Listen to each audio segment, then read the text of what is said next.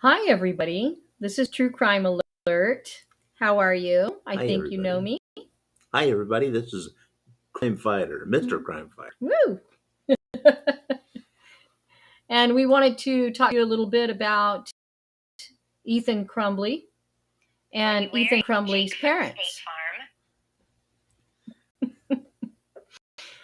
And so because here's what happened this morning. Let's update on what happened this morning. What happened this morning was Ethan Crumbly, the Michigan school shooter, we know who he is. His parents were charged with manslaughter, but they weren't arrested. I thought they were That's right. arrested, but I was wrong. That's what everybody said. Yeah, everybody said they were arrested, but they weren't arrested. Yeah, come to find out, they only had warrants for their arrest, and they were searching for them. And I thought they'd already arrested them, but they hadn't. So here's where we're at right now. They have the arrest warrants for manslaughter, 4 counts each for Jennifer and Ethan's dad, but they can't find them. So now we're be on the lookout, and there's a manhunt underway for Ethan's mom and dad. So we want to play this for you guys real quick, and let's get caught up. You ready, babe? Yes, I'm ready. Let's go. Carolyn, a press release just went out from the sheriff's office indicating they are looking for the public's assistance to locate Jennifer and James Crumbly. Now, just in the last couple of minutes, we received a statement from the attorney for both of them. And that attorney telling us that the Crumblys left town on the night of the tragic shooting for their own safety. They are returning to the area to be arraigned, and saying they are not fleeing from law enforcement despite recent comments in the media. Now, with that, I want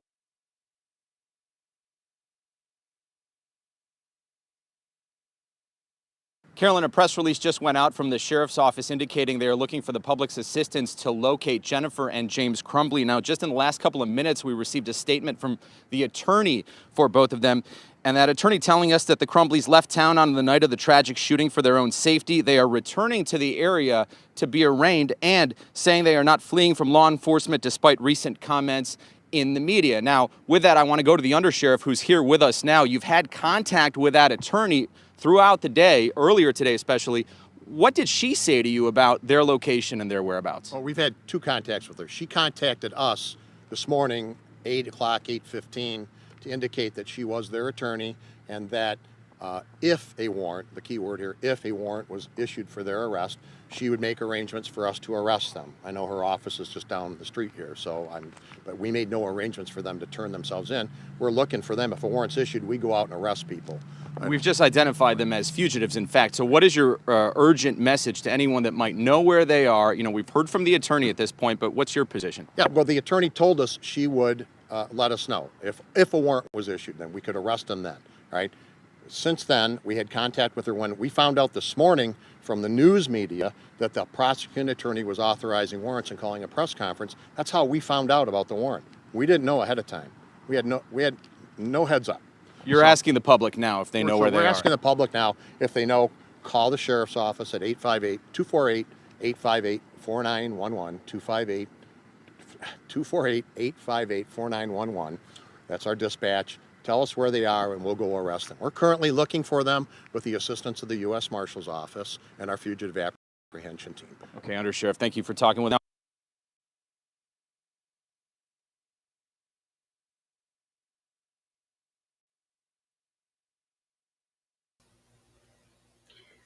Okay, you guys, they are looking for them. At this very moment, they are looking for them.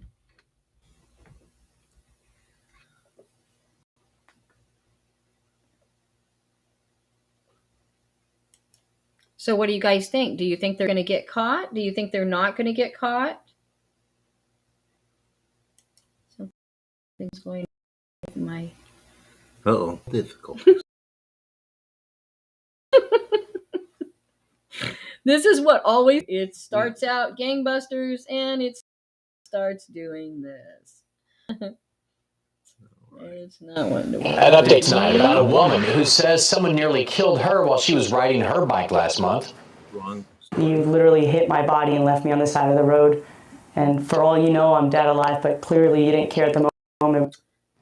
Police think they know who's responsible for breaking that woman's clavicle. Fox 35's Daniel Lau has the exclusive details on how they cracked the case.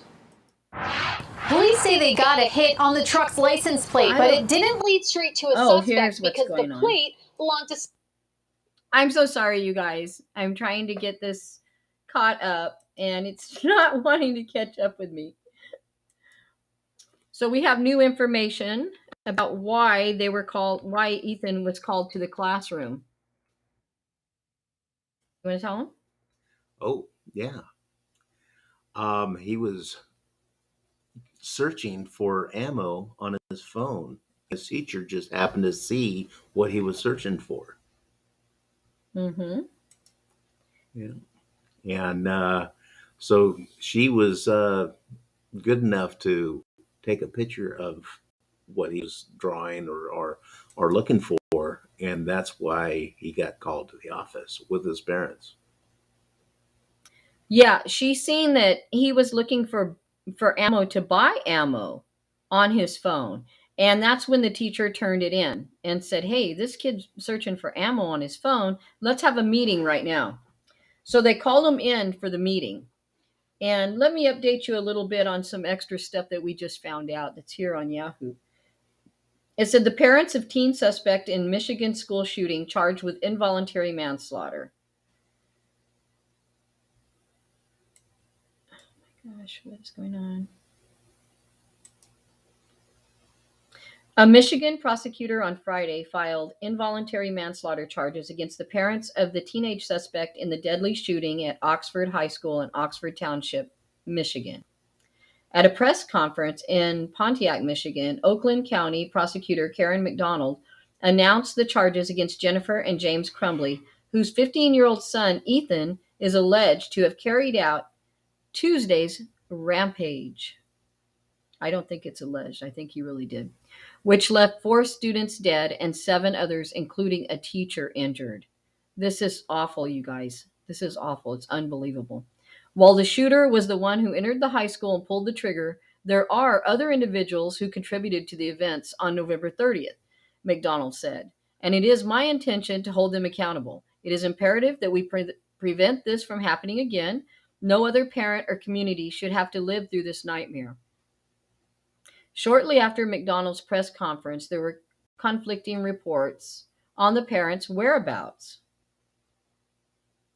Oakland County Sheriff Michael Bouchard told CNN that the Crumblies were considered missing and the FBI and U.S. Marshals Service were helping local police track down the couple. There they are, guys, if you've seen them, because they're on the run right now. I think their attorney said they weren't, but I think they are. Yeah, What I do you think think? so. I think they're fleeing the country. So I'm hoping to God we're not going to enter another Brian Laundrie situation where they start going straight to the swamp and looking for him. this is responsible parents at large. Their kids in jail and they're on the run. Heck with the kid. Let's save our own skin. Yeah, he's done anyway. They're thinking he's not getting back out, and they're probably right. They're probably right. Their son's not getting back out. Yep. So let's see. If they think they are going to get away, they are not, Bouchard told the network. However, Jennifer and James, Crumbly's lawyer, told the Daily Beast that the couple is returning to the area to be arraigned. They are not fleeing from law enforcement, despite recent comments in media reports. Now, you guys just seen that report where he's saying they didn't come in, and yeah, they are fleeing from law enforcement. Yeah, you're right. But police are not buying lawyers' statement that Crumblies are returning to the area, CNN reported. So police aren't believing that they're going to be returned to the area.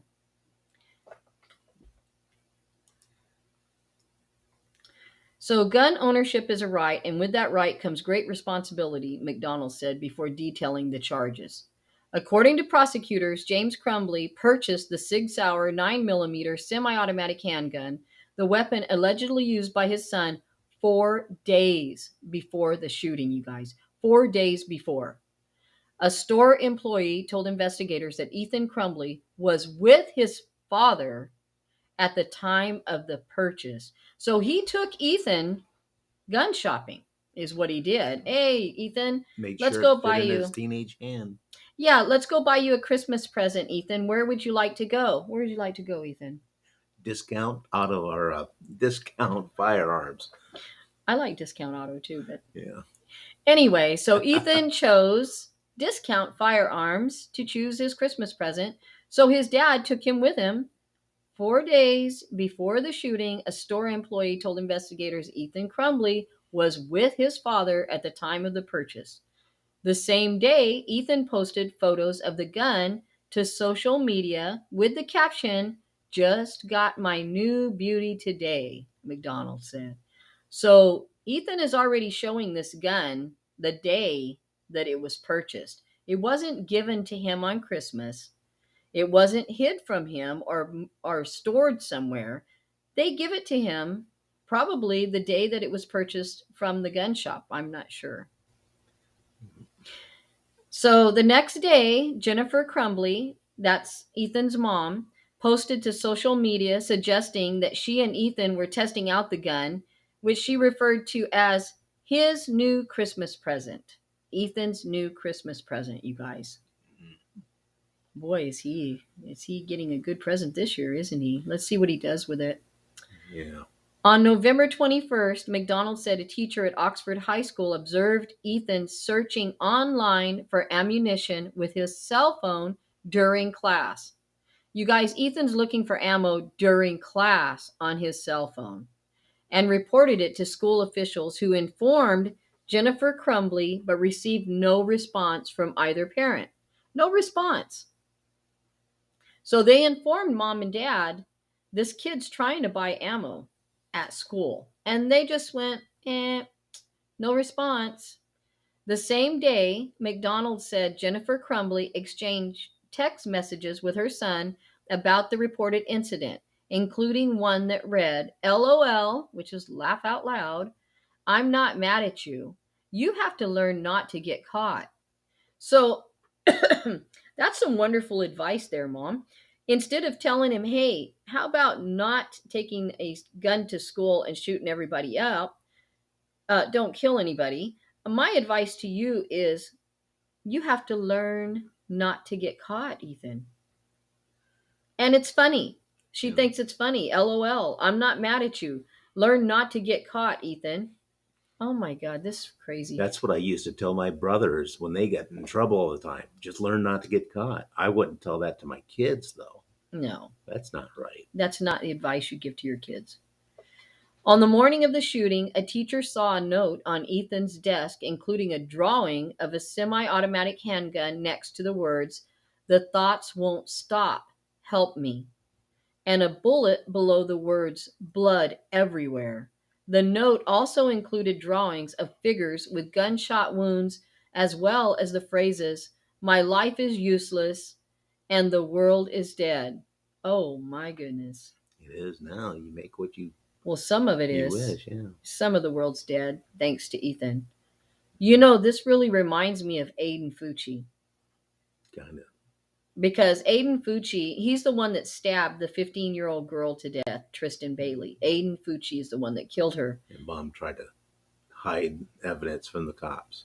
Yes, the mom tried to hide evidence from the cops, and he also had a notebook talking about the voices in his head and blood everywhere and the demons taking over and all this good stuff. It seems like a lot of these that happen like this have these notebooks, a diary of some sort. So the teacher was so alarmed, she took a photo of the note with her cell phone. Jennifer and James Crumbly were immediately summoned to the school, McDonald said, and a school counselor pulled Ethan from class to meet with his parents. Ethan removed the note from his backpack, but it had already been altered with the images of the gun and disturbing phrases scratched out, McDonald said. So Ethan was already doing mop up. He knew he was being called to the principal because of what he had wrote on there about the voices in his head and blood everywhere and pictures of the gun that he drew. He knew it was wrong. Yeah, he knew it was wrong. School officials told Jennifer and James Crumbly that they were required to find counseling for their son within 48 hours.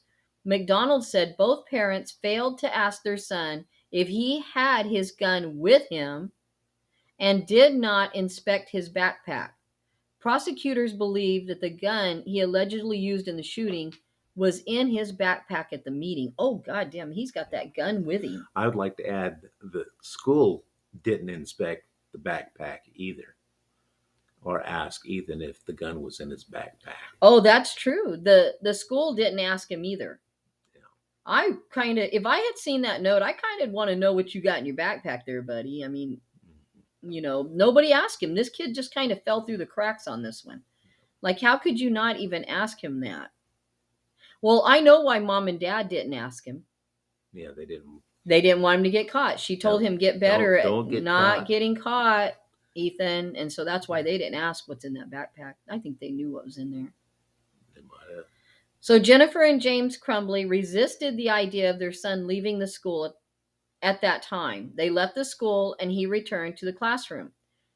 Can you believe this kid returned to the classroom right after that? Yeah. Let me see. Let's do a little recap. So he's drawn a picture and it says blood everywhere. It has a gun on it. And then he also says, I can't stop the voices in my head. The world is dead. The world is dead. My life is useless. My life is useless. Blood everywhere. And they send him back to class. Yeah. Well, let me see. I don't know. I think I would have suspended him right there, sent him home with the parents, and then said, after you find counseling for your the problems, young gentleman, then he can come back to school. Yeah, I can't believe that they sent him right back to class after finding all this out. Now, this is pretty extreme and in your face. I can see a few things that would usually be overlooked or found to be easily handled. But these things are very blatant and in your face. The kid is very much on the verge of sounds like a psychotic episode. Yeah, well, which basically is. That's what he did. Seems basically. Like. Yeah. So Jennifer and James Crumbly resisted the idea of their son leaving the school at that time. They left the school and he returned to the classroom. Hours later, amid news of an active shooter at the school, Jennifer Crumbly texted her son, Ethan, don't do it.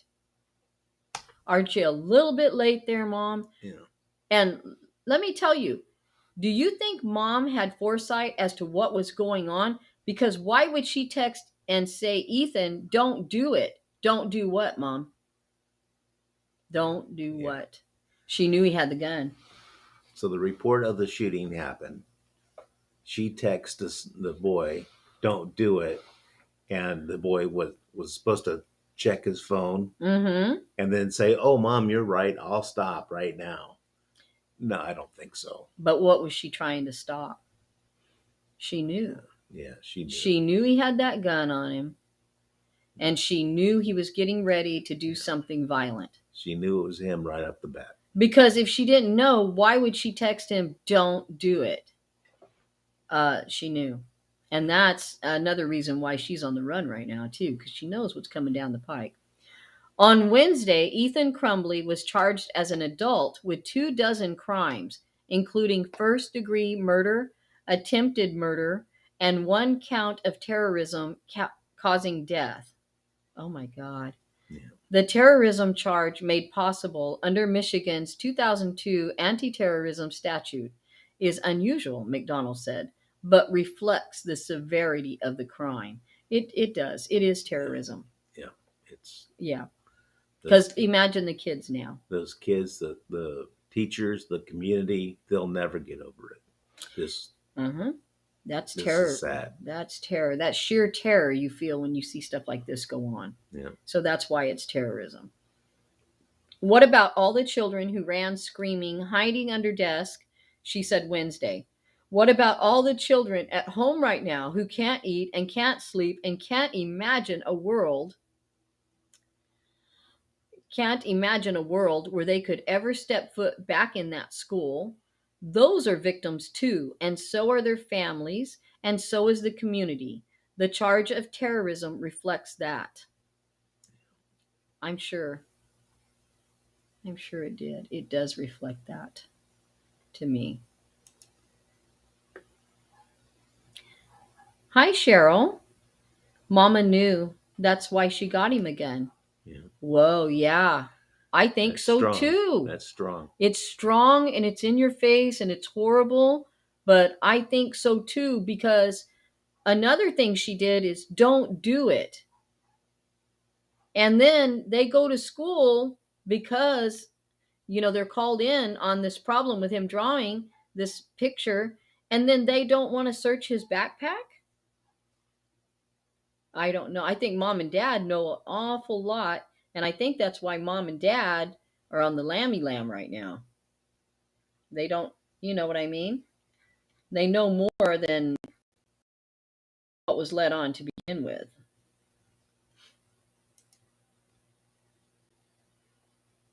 Which is crazy.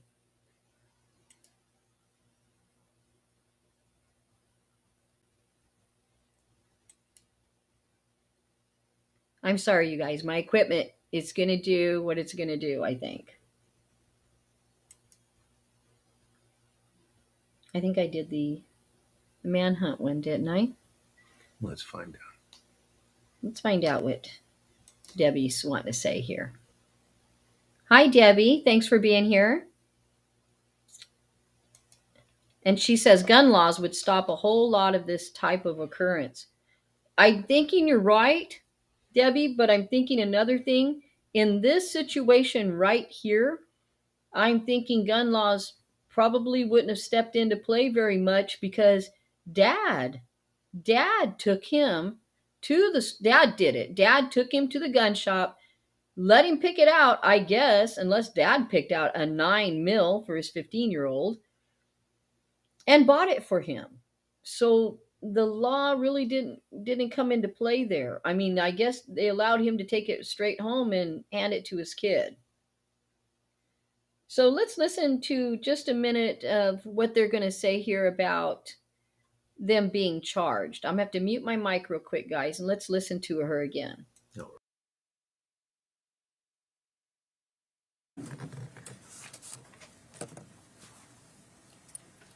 Good afternoon. I'm Karen McDonald. I'm the Oakland County Prosecutor. Thank you for joining me this morning.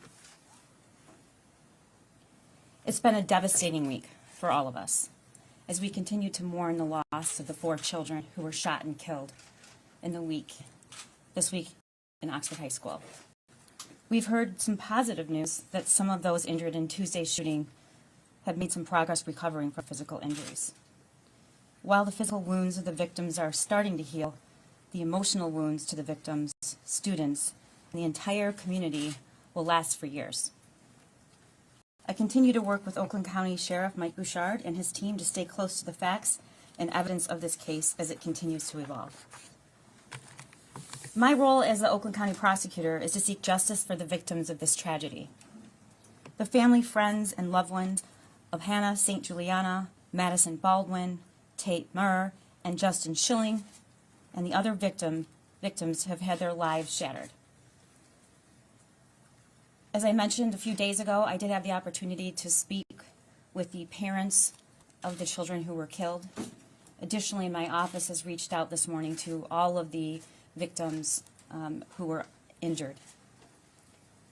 And we continue to be dedicated to offering them services and support during this time. While the shooter was the one who entered the high school and pulled the trigger, there are other individuals who contributed to the events on November 30th, and it's my intention to hold them accountable as well. It's imperative we prevent this from happening again. No other parent or community should have to live through this nightmare. I have shared previously, and I will reiterate today, that gun ownership is a right, and with that right comes great responsibility. Based on the information and evidence I have received, today I am announcing charges against the shooter's parents, Jennifer and James Crumbly. The charges are as follows. James Crumbly is charged with 4 counts of involuntary manslaughter. Jennifer Crumbly is also charged with 4 counts of involuntary manslaughter. I'm just going to stop it right there real quick just to talk to you guys for just a second. Did you ever believe this was going to happen? Because I just did not believe that this was going to happen. Turn that off. Yeah. I don't know why, but I just didn't believe it was going to happen. I didn't believe they were going to charge the parents. And if it did, I figured it would be way down the line. Otherwise, nothing to do with manslaughter. I thought it would be some sort of negligence that they were charged with, or some sort of after the fact that they would be charged with. I'm not sure, but I really didn't think that they would be charged this fast. Did you guys think that the parents were going to be charged with manslaughter and charged this fast? I'm just wondering, because I just didn't think so. Okay, let's listen to some more of this.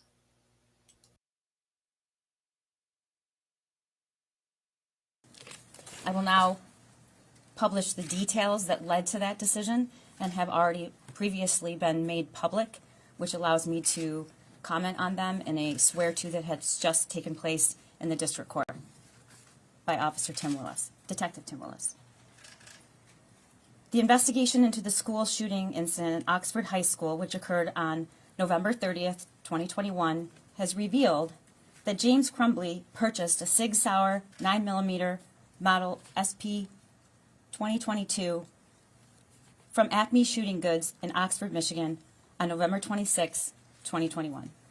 A store employee confirms that Ethan Crumbly was present with James at the time of the purchase. Per statute, James Crumbly completed ATF Form 5309A. On or about November 26, 21, Ethan Crumbly's social media posts reveal photos of the semi-automatic handgun, along with the caption, "Just got my new beauty today," including an emoji with hearts, "Sig Sauer 9mm. Any questions I will answer," end quote. Subsequent to the purchase of that weapon, one of Jennifer Crumbly's social media posts on about 11/27/21 read, quote, "Mom and Sunday testing out his new Christmas present," end quote. On November 21st, 21, a teacher at the Oxford High School observed Ethan Crumbly searching ammunition on his cell phone during class and reported the same to school officials. Jennifer Crumbly was contacted via voicemail by school personnel regarding that son's inappropriate internet search. School personnel indicate they followed that voicemail up with an email but received no response from either parent. Thereafter, Jennifer Crumbly exchanged text messages about the incident with her son on that day, stating, quote, "LOL, I'm not mad at you. You have to learn not to get caught." Something. Oh, yeah. Oh my God. Can you believe this shit? I'm with you. I'm pulling Cheryl up on stage here real quick. Hi, Cheryl. Hate to put you in the spotlight real quick. But just like Brian Laundrie, the parents failed to protect society because they were babying their asshole children. I'm going to have to go with yes. She seemed like she thought this was some kind of joke. Did you hear what Mom said? "I'm not mad at you, LOL. You just got to learn how not to get caught, Ethan." She acted like it was some kind of funny, it's between her and Ethan inside joke. Go ahead and rampage the world. Just don't get caught at it. I know, what kind of shit is that, Mom? Your advice is, "Oh, LOL, Ethan, I'm not mad at you, like you know that. But you just got to be better at not getting caught." That's your damn advice, Mom? What kind of damn mother is this? And let me tell you something else about his dad and buying this gun. He's an unlawful sumbitch, so actually the laws I don't think would have made a difference. I think this dad, if he couldn't have went in a shop and bought a gun, he would have black marketed little Ethan there a gun, because dad was going to get Ethan a gun no matter what. Now, you know, dad owed back child support up the yin yang, didn't give a shit, didn't have a bottom dollar left, but he still went and got his little 15-year-old son a goddamn 9mm for Christmas. I don't have enough money to pay my back child support. So he's kind of a piece of work, the dad is. It's called integrity. Yeah, there is no integrity in that family. Mm-hmm. And you're right, Cheryl, but there was no integrity in the Laundrie family either. No. Just hide it and get away with it. Yeah, hide it and get away with it, guy. Let's just shove this under the mat. But what gets me is mom is acting like it's a joke. Like, wow, Ethan, I mean, don't get caught. But did you notice later on when the shooting started, mom text with panic going, Ethan, don't do it.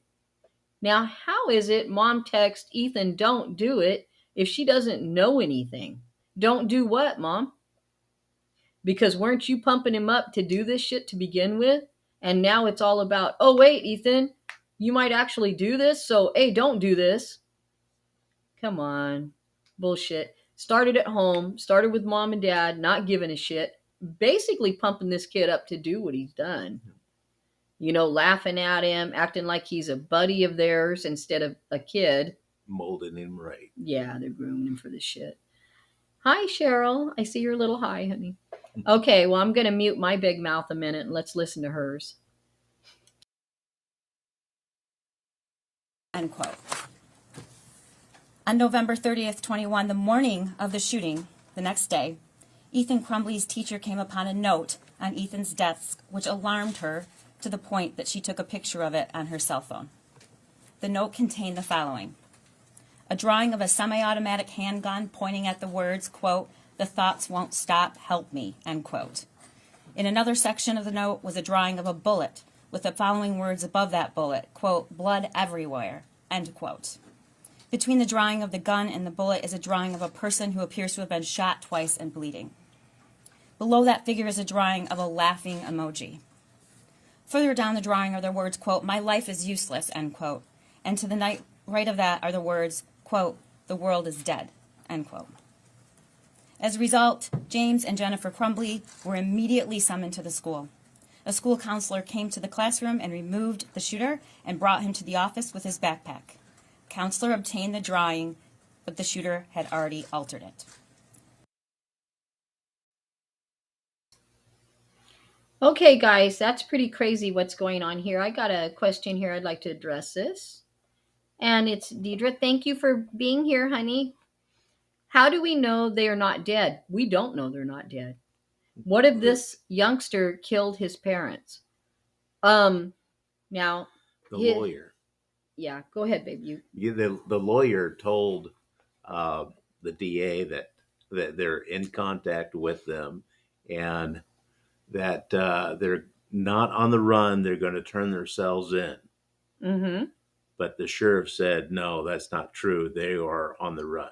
So yeah, their attorney said they were going to turn themselves in, but then the law enforcement said they did an about face and they're not turning themselves in. They're on the run. I think the attorney was probably buying them some time because it's been all afternoon and nobody's seen them. But you know, they're not dead. They're not dead because the attorney has contacted them. But I wouldn't put it past a kid like this to not do them in too. Good question, though. Yeah, good. Thank you, honey. Oh, that's way different then. Yeah. Okay, let's listen to. I'm going to shut my big mouth again for a little bit while we listen to some of hers. The drawings of the gun and the bloody figure were scratched out along with the words, "Help me," and "My life is useless." "The world is dead," and "Blood everywhere." Those were all altered by him. At the meeting, James and Jennifer Crumbly were shown the drawing and were advised that they were required to get their son into counseling within 48 hours. Both James and Jennifer Crumbly failed to ask their son if he had his gun with him or where his gun was located, and failed to inspect his backpack for the presence of the gun, which he had with him. James and Jennifer Crumbly resisted the idea of then leaving the school at that time, of their son leaving the school at that time. Instead, James and Jennifer Crumbly left the high school without their son. He was returned to the classroom. When the news of the active shooter at Oxford High School had been made public, Jennifer Crumbly texted to her son at 1:20 p.m., quote, "Ethan, don't do it," end quote. At 1:37 p.m., James Crumbly called 911, reporting that a gun was missing from his house and he believed his son may be the shooter. Further investigation revealed that the 6-hour 9mm handgun purchased by James Crumbly was stored unlocked in a drawer in James and Jennifer's bedroom. The gun recovered from the shooter at the school after the shooting was the same gun that was purchased by his father, James Crumbly, on November 26, 2021, in the presence of his son. Based upon the foregoing, the Oakland County Prosecutor's Office requested and received, authorized, we charged 4 counts of involuntary manslaughter as to James Crumbly and 4 counts of involuntary manslaughter as to Jennifer Crumbly.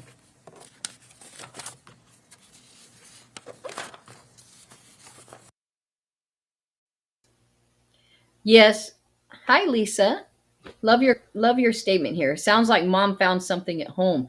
See, something happened, you guys, from the time that mom and dad was at that school until the time this kid started shooting. Something happened. Mom and dad went home, because it was all lighthearted, funny, kind of haha when she was on her way. But she on her way to the school, to talk to the principal about Ethan. That was all funny. That's when she texted and said, LOL, Ethan, I'm not mad at you. You just got to get better at not getting caught. Now, she thought it was funny then. But when they decided to let Ethan go back to class and they went home, either they looked in that thing in the drawer that they said the gun was in, this is all speculation. They said that gun was in a drawer in their bedroom. Either they looked in that drawer and found out that gun was gone, or maybe they did find a notebook or a journal. You're right, Lisa. They might have found a notebook or a journal or something stating, I'm going to kill people at school. Seen something on social media, Yeah, which all the kids knew about. Yeah, they got tipped off some way. And she figured it out. Mom and dad figured out he was going to kill somebody, and they figured out that gun was gone, and they figured out that he had it on him. Although, it wasn't a leap to figure this out, even if they didn't detect something at home. And that's when she panicked and texted Ethan. And what the shit? You text him instead of calling him and saying, hey, Ethan, I'll tell you what, don't kill anybody, okay? She could have called him and said, hey, no, stop what you're doing right there. If you're in that big of a panic, what are you doing texting him and going, hey, Ethan, don't do it. You text him that? So you think your kid is going to kill people. So instead of calling him and going, stop right now, stop, no, you text him and went, hey, don't do it. This whole thing is upside down for me. I can't believe this shit.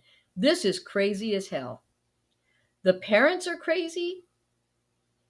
The mom and dad are psychotic, unlawful a-holes. And this kid, I don't know what they're grooming him for. I think for what he accomplished in the end.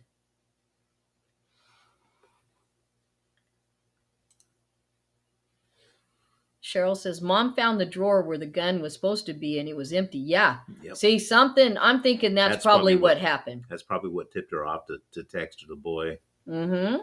Yeah. And then this is what happened next. Deidre's right. They probably destroyed or tried to destroy any possible manifesto or whatever. Who knows what else they found? Yeah, that's definitely what happened. Some shit went down when they went home. And saying, okay, go get him from the class now. Yeah, it's not a big thing, is it? I'm with you. Wow. I think it is a big thing. These kids' lives are on the line here. These are kids. He killed a bunch of kids and their lives are on the line. And mom and dad figured it out, but I think they already had an inkling as to what this kid could do. They may not have known he would go this far. Something's going on. For one, they're an accessory. They're an accessory at this point. All right, I'm going to let her talk a minute, and we're going to talk about it a little bit more, guys.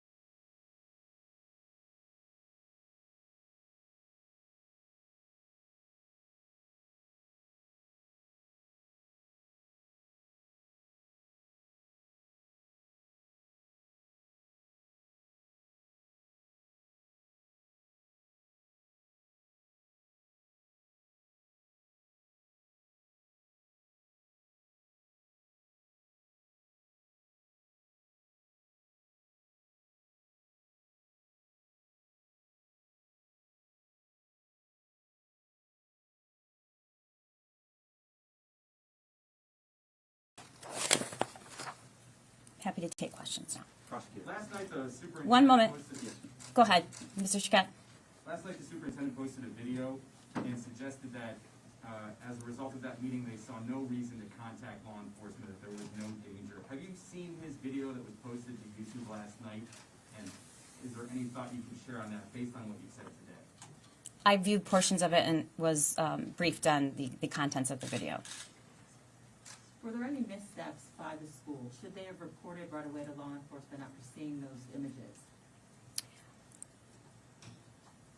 Any individual who had the opportunity to stop this tragedy should have done so. The question is, what did they know and when did they know it? I've laid out the facts that were sworn to this afternoon and are the basis for the charges here. Did you have a question? Yes. You said, we need to do better. There needs to be change to prevent tragedies like this. It's extremely rare for parents to be charged in school shootings. Are you trying to set a new standard, or is the evidence simply overwhelming in this case? I have tremendous compassion and empathy for parents who have children who are struggling and at risk for whatever reason. And I am by no means saying that an active shooter situation should always result in a criminal prosecution against parents. But the facts of this case are so egregious.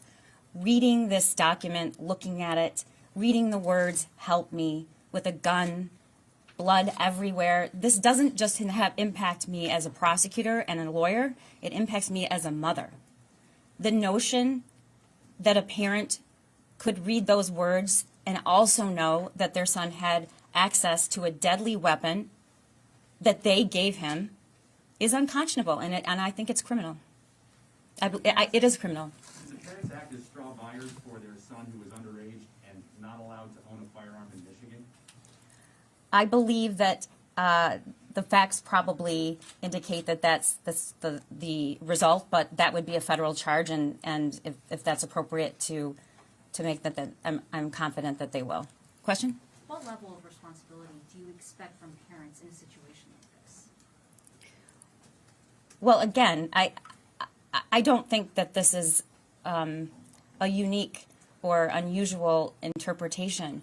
When you give your child access to a deadly weapon, when you indicate that you're buying a weapon and you sign that it's for yourself, yet clearly based on the statements of the shooter, the statements of mom, that was his gun. And then we have the searching of ammunition. We have mom saying, at least you didn't get caught. We have the next morning drawing essentially almost explicitly what he was about to do. I mean, I expect parents and everyone to have humanity and to step in and stop a potential tragedy. Are they in custody already? I'm not going to make a comment on that. Can you give us some more detail on the meeting between the parents and the school? You said they're resistant to having their son pulled out of class that day. Hours later he went on to do the shooting, and there was no communication from the parents that he may have access to a handgun or maybe in possession of a handgun after they had been, publicly on social media. I can confirm what I just stated, which is that they did not indicate to school officials or to their son and inquire about the whereabouts of the gun or the existence of the gun, to my knowledge. But the school had pushed to have him removed, and they were resistant. Can you give us more detail on that? I'm not aware. I can't comment on it at this time. He was not removed from the school. He was returned back to class with his backpack, where we have reason to believe the gun was stored in the backpack. Did you have a question right here? Did school officials ask to inspect the backpack or ask questions about whether the child had, or the shooter had, a weapon with him? Not that we have been advised, no. Do you know if between the first incident and the second at the school, the two teachers or whoever, were each aware of what had transpired? Like the teacher number 2, was that teacher aware of what happened on day 1 or the prior day? I can't speak to that. I don't know. And the other thing I have is for the families. Have you briefed them on what your investigation has found, specifically with the school? I have spoken to the parents and indicated the nature of the charges that might be coming. I have not spoken about the school. And what was their reaction in terms of in your communications with them about some of this? these people are in incredibly deep, horrific pain and grief. Their reaction is as you expect. They will want anyone who had the opportunity to stop this from happening to have done it. Will the parents be arrested today, or will they be allowed to turn themselves in? I can't comment on that. Is your office looking at anybody else for charges, maybe school officials? The investigation's ongoing. Does the school have any reason to believe, or the teachers have any reason to believe that he had a weapon on him that day? I've stated what was known to the individuals, what the search indicated in ammunition, what the document, I stated every single sentence that was on that document. So I suppose you should draw your own conclusion. The conclusion I draw is that there was absolute reason to believe this individual was dangerous and disturbed, and I'll leave it at that. Is the district fully cooperating with the investigation at this point? I haven't conducted the investigation, so I can't say. Prior to the shooting, did the district superintendent's office know about the issues that happened in the high school? Did it stay in the high school, or did someone in the high school actually go to the superintendent's office or the administration and say, this is what we have going on? I don't have any information about that at this time. Hindsight being what it is, how was this young man allowed to go back to class, given the circumstances you've described, the severity you're talking about? You mentioned it's still under investigation, and they're victims too. I'm not trying to assess blame, but yet they let him back in class with this type of severity. How does that happen?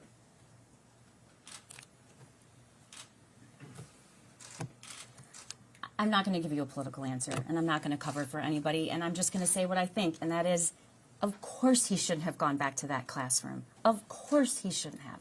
And I don't have ill feelings or negative feelings about anyone, and but of course he should have. He should.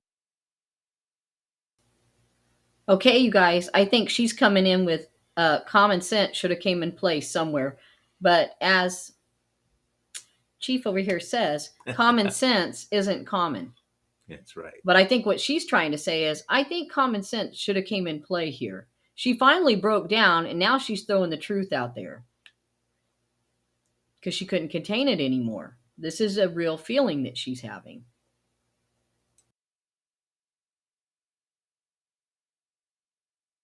Should not have been allowed to go back to that class. And I believe that that is a universal position. And I'm not going to chastise or attack, but yeah, I mean, it. But you have the task of reviewing whether there's criminal negligence there. I do. And then the investigation is ongoing. Were these involuntary manslaughter charges the strongest possible charges you were considering for the parents?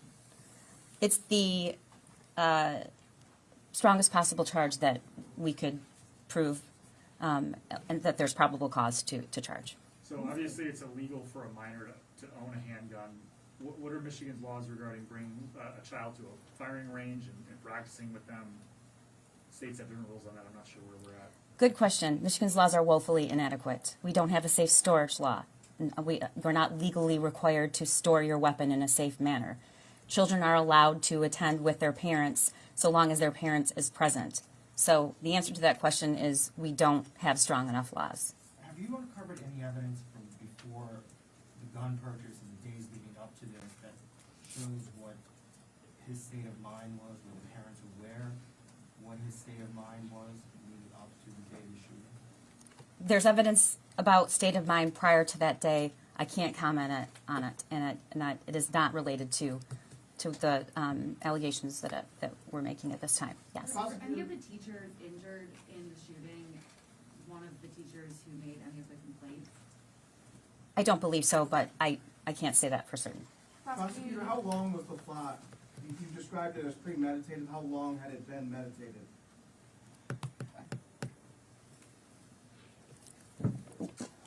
Long enough. Yes. At one point, 1 second. Go ahead. You said that at one point the father became aware that the gun was missing. Is there any indication that he might have known the gun was missing before the shooting or during or before that meeting with the principals? Upon hearing that there was an active shooter on that day, Mr. Crumbly drove straight to his home to look for his gun.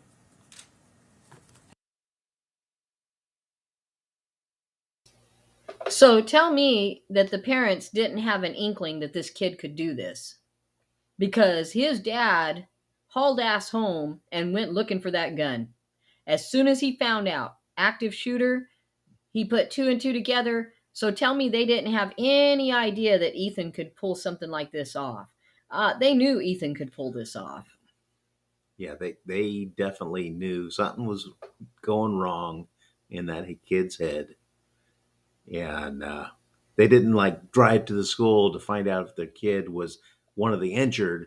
They drove home to find out if their kid was the injurer. Exactly. Most people hearing that there's an active shooter at a school that your child is at, right away you're on the horn to the school going, where's my kid? Have you seen my kid? You're going to drive down to that school. You're going to run up there and you're going to look for your baby. And they did none of the above. They drove home the other way from the school to look for the gun, which they just bought him. They were wanting to cover their own ass. They were not looking to see if Ethan got hurt, because they knew Ethan didn't get hurt. They knew he didn't. All right, I'll let her continue. Wait, let me address Cheryl here for a second. I love this. Cheryl, she says, when my grandson coughed in class last week, they jerked him out of there in a hot second. This kid had drawings of blood and guns, and they let him stay. Crazy, huh? I'm with you, Cheryl. This is a nutty cookie situation. Okay, I'll let her go on, because she looks like she's coming unraveled too. I think that's all I need to say about that. Could the gun shop perhaps be liable if they could see that the weapon was being purchased for a 15-year-old, not really for the father? Based on what we've reviewed, the gun shop owner is not under investigation. Do you know at any point during these meetings with the counselors and the parents if there's any talks to reach out to the on-site SRO officer with these concerns? Whether they did or not, or if there was talks to reach out to them, why they didn't, if there was concern enough to bring the parents in and to have these meetings? I don't know. I don't think we have at this point full statements that I've reviewed. A lot of, we've been here now for a few days and talked to some law enforcement and sheriff's people, and people are really angry at the school. I mean, obviously there's issues with the parents, but there is a lot of anger with this school. I know it may not be your responsibility to address it, but since you're the first person in all these days to talk about this, what is your response to that? I'd be angry too, and I am. But that doesn't mean that there's a criminal culpability. But yes, I'd be angry. I would be angry. I am angry. I'm angry as a mother. I'm angry as the prosecutor. I'm angry as a person that lives in this county. I'm angry. There were a lot of things that could have been so simple to prevent. And yes, there was a perfectly executed response, and he was apprehended immediately, and we have great law enforcement and good training. But I said before, 4 kids were murdered, and then 7 more injured. So yes, I think we should all be very angry, and we should take a very hard look at what is in place in terms of criminal responsibility, what gun owners are required to do. And again, I will say this every single hour on the hour, and I think that I have. I am not here to say that people shouldn't own guns. I know a lot of people who own guns, but they do so responsibly. And it's your responsibility, it's your duty to make sure that you don't give access to this deadly weapon to somebody that you have reason to believe is going to harm someone. And it is our position that on that morning, particularly that morning, but also the day before, but that morning, looking at that drawing, it's impossible not to conclude that there was a reason to believe he was going to hurt somebody. Prosecutor, have you been given any explanation as to why the school resource officer was not included in that meeting that morning at the school? I don't have any information. One more question, yes? I have two. Yes. Thank you. Mm-hmm. Can you confirm the date that Ethan, or the suspect, was searching about ammo on his phone? It was the day before the shooting. Okay. And can you confirm the name of the gun shop where they got it? Where they got the gun? It was Acme.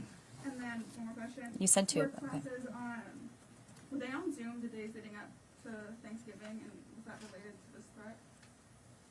I can't speak to that. I know that there were in-person classes on that day. Thank you very much. Thank you. Thank you, everyone. Thank you.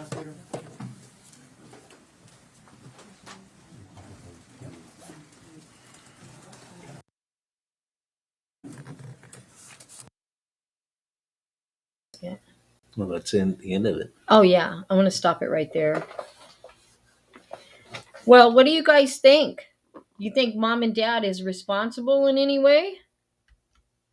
Yeah.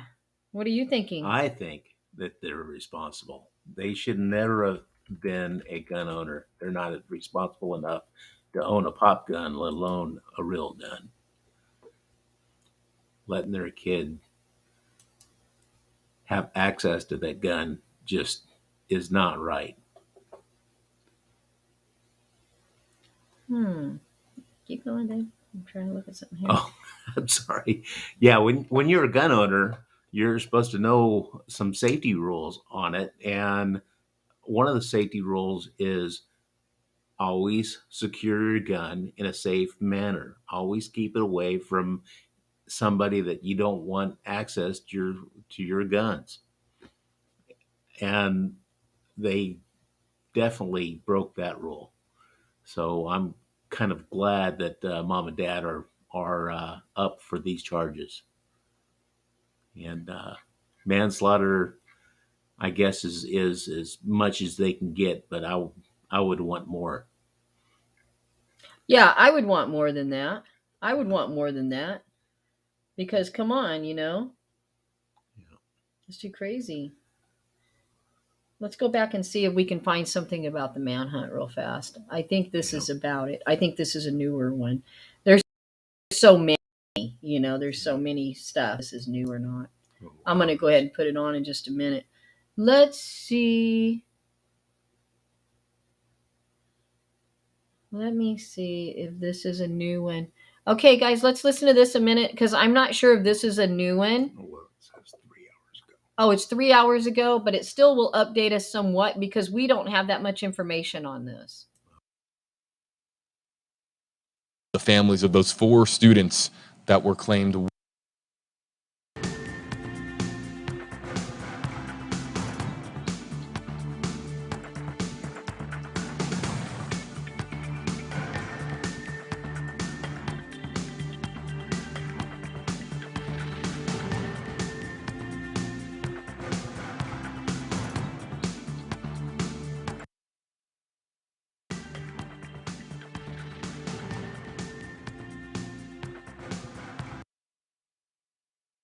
School shooter might be charged and were charged then afterwards, were charged in connection with their child's alleged crime. The prosecutor in the case says that actions went far beyond negligence and that the gun seems to have just been freely available. Again, that according to the prosecutors in this case, and the prosecutor that we heard from in this case is Karen McDonald of the Oakland County prosecution. So again, let's go full screen and display this as large as we can. There is currently a manhunt underway for the couple on your screen, and there's a whole lot more to this story that we're going to be breaking down. Now, the superintendent for the district posted a YouTube video saying that the teenager, Ethan, was called to the office before the shooting, but that no discipline was warranted based on what they had discussed in that meeting with the superintendent's office. Now, the leader of Oxford Community Schools said the high school looks like a war zone and will not be ready for reopening for weeks, but he repeatedly credited students and staff on how they responded to the violence. Just a terrible but as it's being argued, of course, on social media and has been argued over the last couple of days, was this preventable based on some of the signs that were out there for the parents and for school administrators? The morning of the shooting, Ethan Crumbly's teacher, came across a note on his desk that contained a drawing of a gun, pointed at words, "The thoughts won't stop. Help me." And the drawing contained an image of a person who was shot. Parents were summoned to the school, but Ethan was then returned to the classroom as this meeting was conducted in the school in Oxford Township, at Oxford High School. Ethan Crumbly, additionally, was searching ammunition on his cell phone, according to officials, searching for ammo on his cell phone during class, and a teacher reported it. The school called and emailed the parents, but got no response. Now, detectives have said that Ethan's mom texted him, "LOL, I'm not mad at you. You have to learn how not to get caught." Not the behavior that you would expect from parents anywhere, let alone parents of somebody who, by all indications, everything that we've heard and reporting on this story, was dealing with mental health difficulties and struggling. Oh my God, you guys, can you believe that the parents of these children that were killed or injured are listening to this shit? You know, they're listening to him say, "Hey, a teacher seen that he was looking to buy ammo. Nobody sent him home." Okay? He was looking to buy ammo and nobody sent him home. Knowing, why would you be buying ammo? Because you got a gun. Can you imagine what the families are thinking when they're listening to this? Nobody sent him home. And then the next day, they called everybody in for the meeting of the minds. We all know that. He went to the principal's office, and him, his mom, his dad, the principal are all sitting there. And up comes these notes, right? Hey, there's these writings, and they actually had the writings before he demolished them because he didn't want anybody to see them. But before Ethan destroyed these notes, that teacher had already got pictures of them, so they were made available for this school principal. Okay, those notes were made available. They were not seen by them and then sent him back to class. No, they went over these notes and what they said. Blood everywhere, drawing of the gun, you know, the voices won't stop. And the families are hearing this, you guys. I know we're hearing it as a collective, but the families of these poor children are hearing this. Don't you think that they are so freaking pissed right now? It's ridiculous how angry they are. Imagine if you were one of the families and you're hearing this news report right now going, "Look at all these signs that your child could still be alive if just one person would have acted." If I was a parent from one of those dead kids, I'd be on the manhunt with my gun trying to find the mom and dad. Oh, I would help. I would definitely help. Yeah, if I was the parents of one of them and I found out these two a-holes right here were on the run, oh, hell yeah, I'm going to help you find them. Yeah. Or maybe you'll never Bring find your them if toe I tag find with them. you because right? they'll find them that way. Yeah. Maybe you'll never find them if I find them first after they've killed your child. And here yeah. comes Christmas, guys. Yeah. How's Christmas going to be this year? And you know these kids probably had presents waiting for them. They were excited. These kids were excited because the holidays are coming. Look at these parents. They're going to be burying their children on the holidays. And they're hearing this. They're hearing this guy and the DA and all of them say, "Look, these parents had plenty of signs. The school had plenty of signs. Other people knew this kid was a whack job. I mean, he's putting it on social media. Who dropped the ball? Everyone. To me, it seems like everyone dropped the ball on this one. Usually you can point your finger at one thing in a case. You know, we've had several cases where you can go, oh, well, Aiden Fucci's mom dropped the ball. Or, of course, Brian Laundrie's parents. Yeah. You know, I mean, usually in cases you could find one person to really point the finger at and go, God, that one dropped the ball and that's why this happened. But on this one, who do you even point the damn finger at? Everybody? Everybody? Mom, dad, the school, the people that knew about it, the social media post that he put out there. You know, some kids knew about it too, you guys. He was not keeping this a secret. He wanted those kids to know because he wanted to be famous, Ethan did. And on one post, he said, I'm about to be famous. I know they're not saying that one yet, but he's got several little posts that he put out that were still indicative of what he could do and what he was about to do.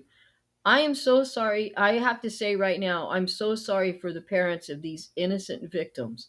I'm so sorry to each and every one of you, and you're definitely in my prayers. Because your little heart, yes, everyone dropped the ball for you guys. And you're in our prayers in hopes that it gets better for you, but I don't know how it could. All right, we'll listen to a little more as this information comes out because we didn't have this information earlier. A 15-year-old that was struggling mightily with mental health, or at least exhibiting signs of struggling with his mental health. And now, not only do we have Ethan Crumbly charged as an adult, which is, again, folks who know how crime works, being charged as an adult is significant when you have someone who is 15 years of age, a minor being charged as an adult, but the crimes, of course, warrant those charges based on what happened that day inside the school. Those crimes, there are a dozen charges here, a dozen crimes: murder, attempted murder, terrorism, all for the shooting that occurred at Oxford High School. And for those of you unfamiliar, Oakland County, where Oxford High School is located. This all happening Tuesday. That's roughly, as we were live on stream, we were talking about it, 30 miles north of Detroit. 4 students were tragically killed. 7 more people were injured, and 3 were in hospitals in stable condition of the last report that I had learned or read. So I see that we have a sizable audience here on Facebook Live, on YouTube Live. What we're going to do now, we're going to keep this image on screen. The whole purpose of this, of course, is to alert as many folks on social media as possible. And yes, we're live in Tampa on WFLA Now, and we focus WFLA, FLA being Florida. We focus very much on Florida stories, and we do have another major breaking news story happening in Florida that we're going to get to out of Pasco County. 8 on your side's Justin Shecker is heading to the scene of that breaking news story, so we have more coming your way, and we're going to be live on this stream for another maybe 15 minutes or so before we have to get ready for that breaking news story coming up. But we reach a international audience here on WFLA Now because of the internet, because of Facebook, because of YouTube. So we're going to continue to share out this image in the hope that somebody sees the Crumblys here. Jennifer and James Crumbly, the parents of Ethan Crumbly, the sole shooting suspect, or the sole suspect in the shooting that claimed 4 lives, 4 student lives, young lives. Okay, guys, I'm going to step in and say, I don't think they're going to turn themselves in. What do you think? I think they're going to run until they run out of room and get caught by some good citizen out there. Yeah, that will turn them into the police.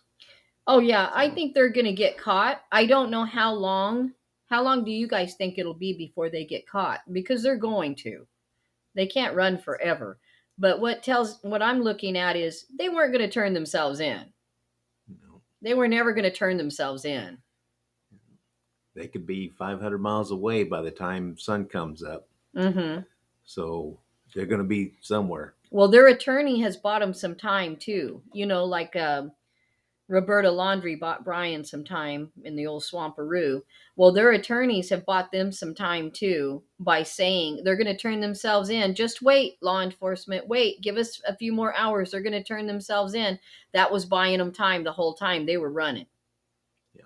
Because you don't sit around and think, maybe we'll turn ourselves in. Maybe we'll turn ourselves in. Oh, shit, let's run. Yeah. That's not how that goes. How it goes is we got to get the hell out of Dodge because we're about to get some murder charges here, just like our little Ethan. Maybe they're just trying to get one last weekend before they have to face reality.